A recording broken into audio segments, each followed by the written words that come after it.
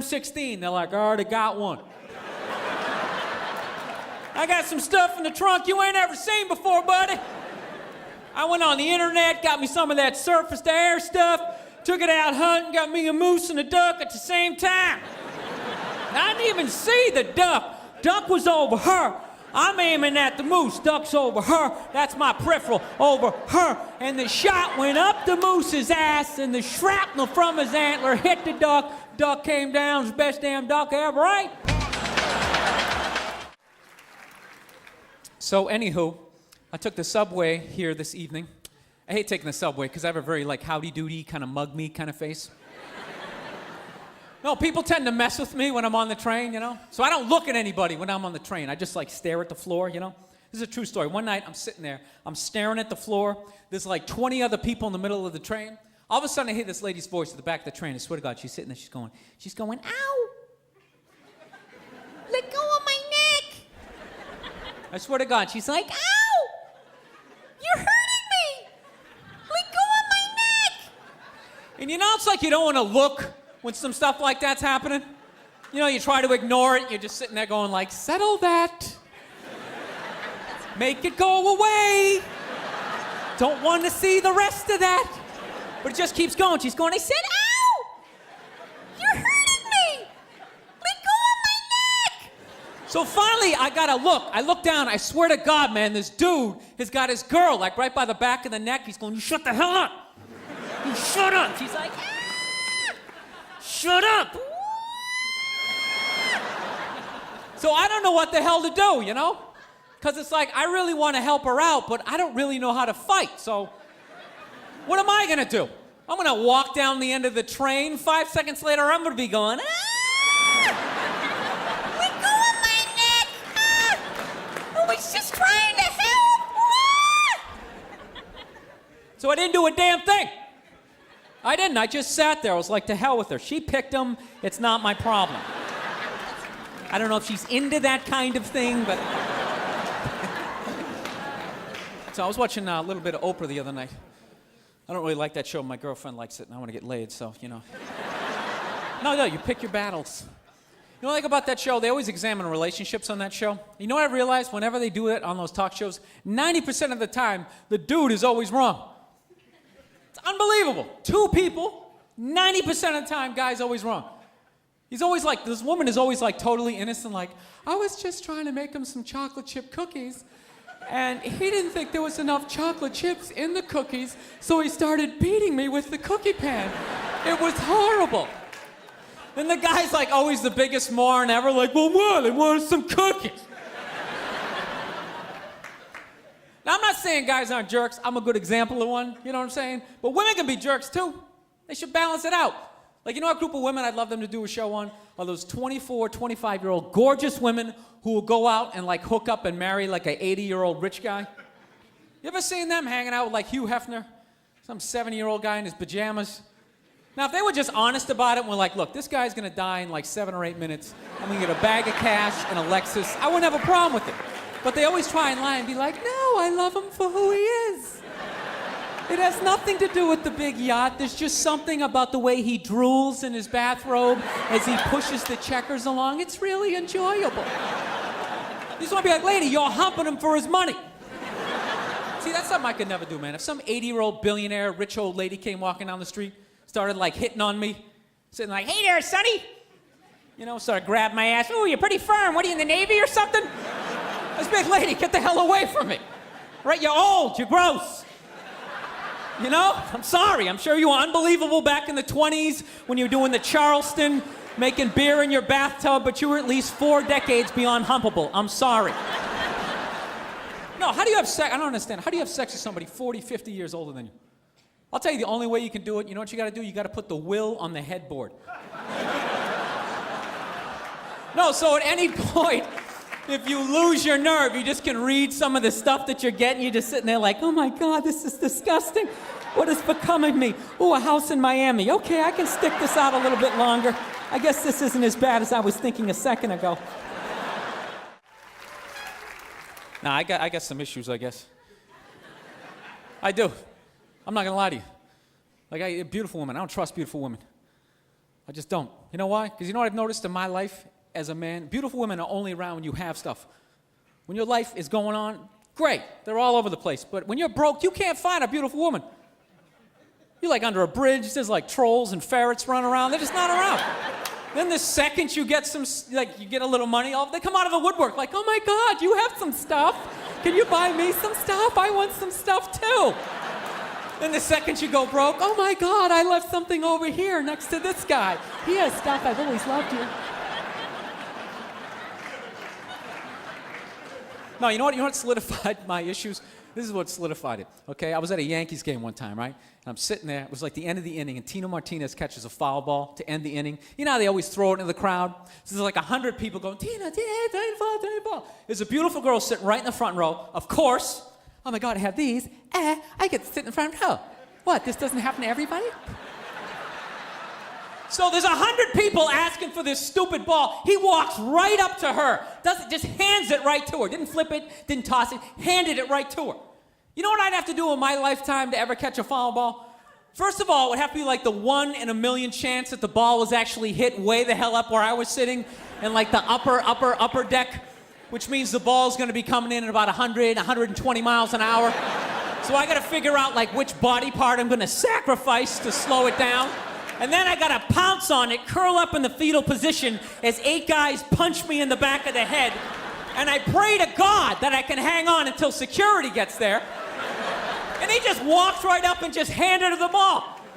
She probably didn't even know what it was. Like, basket? Oh, baseball. Oh, my God. Let me take this home and stick it next to my other unbelievable free things that I don't appreciate. Shelf in my house.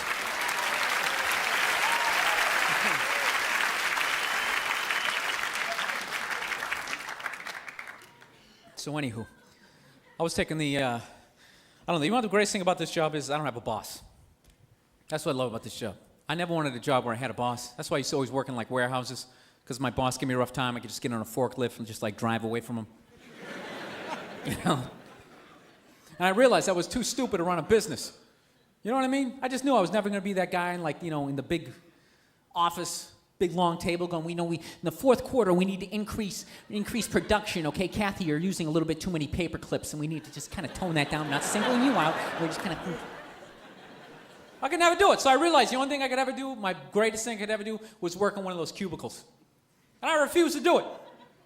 Cubicles should be illegal, man. You know what a cubicle basically says? It basically says, like, you know what?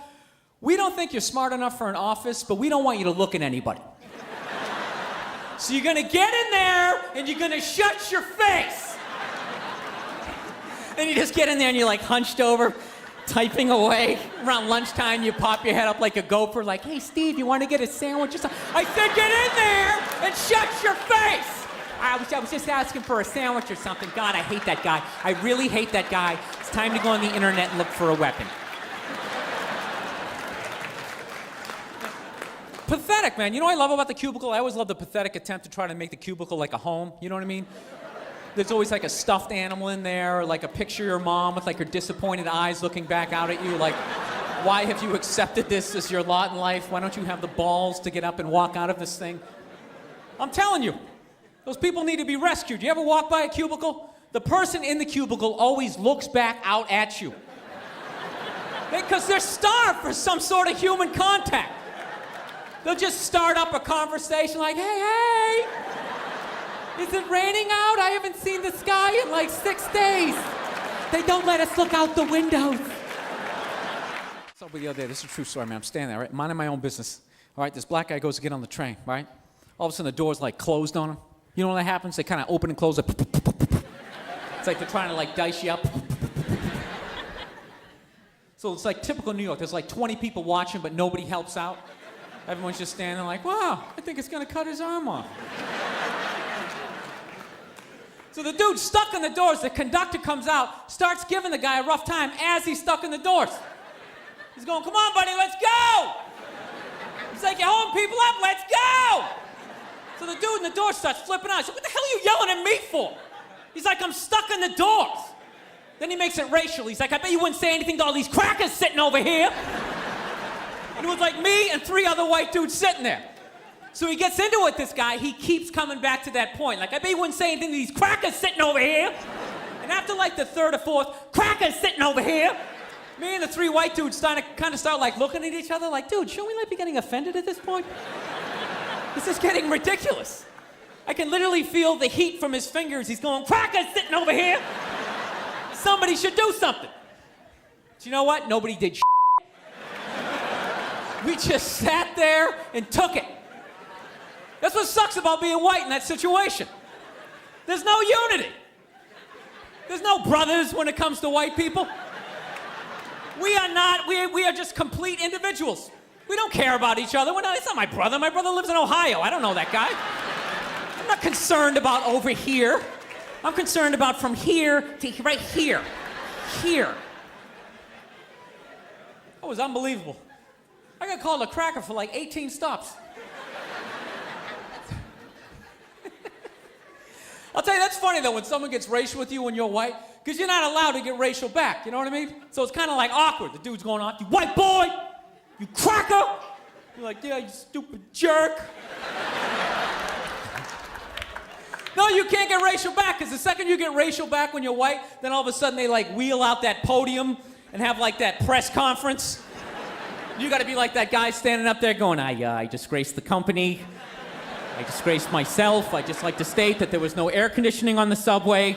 I wasn't thinking clearly. I have nothing against Mexicans. I went to Tijuana. I had a great time. Please don't do this. No, that's why a lot of white dudes, we can get uptight in certain social situations. We gotta watch out for the podium. No, that podium can come out of nowhere. You're not even trying to say something. You're like, yeah, I'm thinking of getting a shirt. What shirt? I'm thinking of the black shirt. What the hell did you say? I said black shirt.